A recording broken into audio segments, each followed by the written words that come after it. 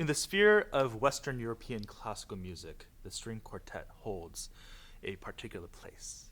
On the one hand, we have the opera or the symphony, requiring anywhere from 10 to more than 100 musicians. These are often huge works, providing the listening public with spectacle, drama, and grandiosity. On the other hand, we have chamber music, which is quite literally music that can be played in a chamber or a large domestic space. If the opera or symphony is public facing, then chamber music, with its innately intimate nature, is what most composers would often turn to write their inward facing music.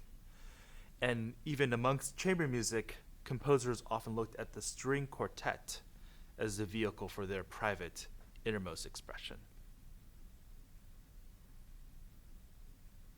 The instrumentation and form of the string quartet started to crystallize around the 1760s, and early adopters include Luigi Boccherini, Franz Aspelmeyer, and Joseph Bologna, Chevalier de Saint George, amongst many, many others.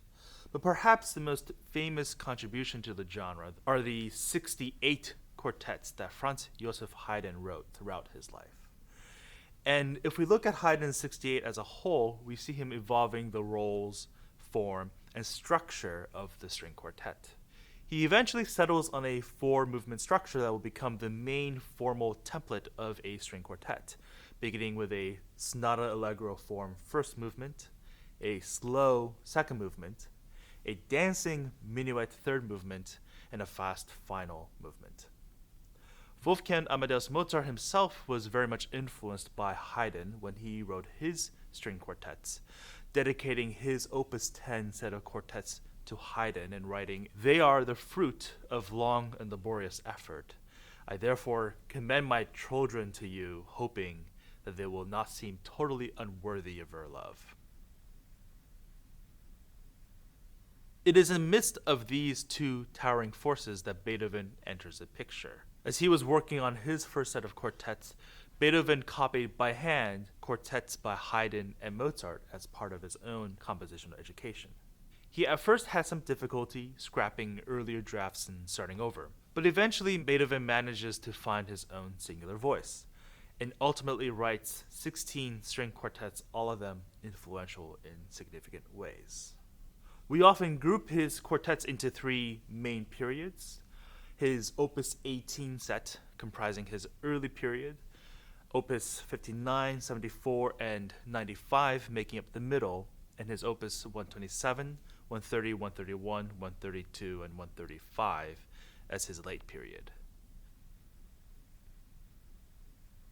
Despite being influenced by Haydn and Mozart while writing his Opus 18s, we already see hallmarks of Beethoven's impact in play, from an expansion in expressive contrasts, experimentation with form and harmony, and increasingly complex textures. He takes these aspects and really stretches them to the extreme during his middle period. The Opus 59 quartets are notable for their increase in scale, even though he's still sticking to the four-movement structure as previously established. He does this by expanding portions of a piece that used to be smaller, like the development and coda in a sonata allegro form, or asking that a scherzo movement, which is usually in three parts, A, B, A, repeated more times to make it into a five-part form, an A, B, A, B, A.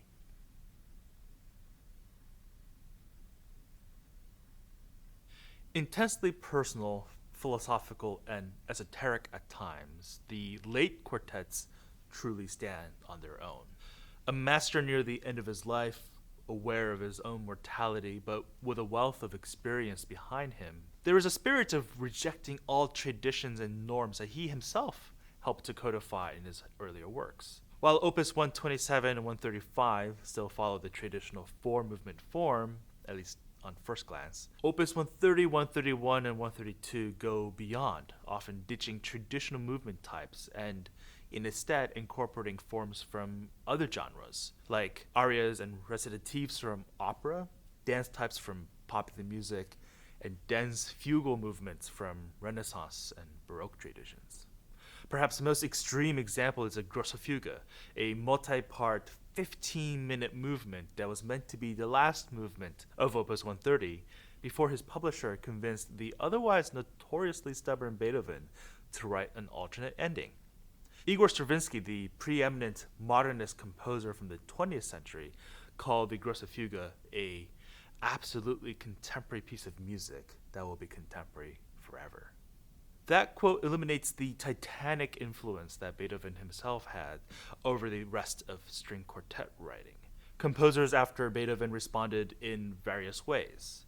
Mendelssohn's Opus 13 Quartet is an homage to Beethoven's Opus 132, while Johannes Brahms, very much aware of Beethoven's looming shadow, kept on writing and destroying quartets before finally committing his first quartet to publication when he was 40 years old, 46 years after Beethoven's death.